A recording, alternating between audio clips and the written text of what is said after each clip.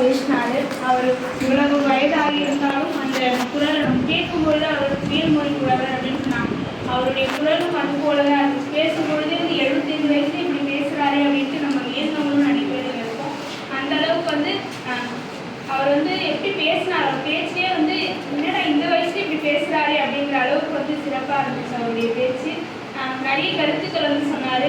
பாரதிதாசன், பாரதியார் அது போல நிறைய கருத்துக்கள் சொன்னாரு. ஒவ்வொன்றா எடுத்து வர காமிச்சாரு. அது மட்டும் இல்லாமல் அவர் படித்த குரூப் போட்டோ வச்சிருந்தாரு, அந்த புகைப்படமும் வச்சிருந்து அதுவும் காமிச்சாரு. அவர் திரும்ப எழுத சொன்னார், என்னென்ன நடந்துச்சு அப்படின்னு சொல்லிட்டு எழுதுங்க அப்படின்னும் போது அது நினைவுகளாக இருக்கும். இன்னொரு நம்ம ஒரு 10 வருஷமோ ஒரு 5 வருஷமோ இல்லை இவரை போல நம்மளும் 75, 76 வயசு கடந்தப்பறம் பார்க்கும்பொழுது இந்த நாளில் நமக்கு இப்படிலாம் நடந்துச்சு அப்படின்னு தெரிகிற அளவுக்கு இருக்கும் அப்படின்னு சொன்னார். கண்டிப்பாக அதை அனைவருமே பின்பற்றுவோம் ஐயா. ரொம்பவே சிறப்பாக பேசுனீங்க, நன்றிங்க ஐயா.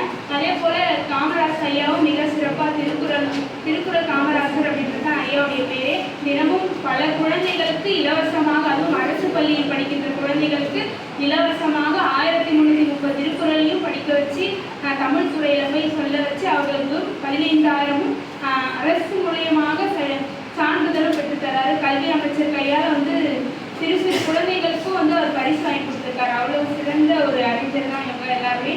ஐயா அவர்களுக்கும் நன்றி. அதே போல நம்முடைய ஐயா அவர்களும் தினமும் திருக்குறள் எழுதுறாரு அப்படின்னு சொன்னாங்க. ரொம்பவே சிறப்பாக இருந்தது. எங்களுக்கு இந்த ஊக்கத்தை தந்ததுக்கு நன்றி.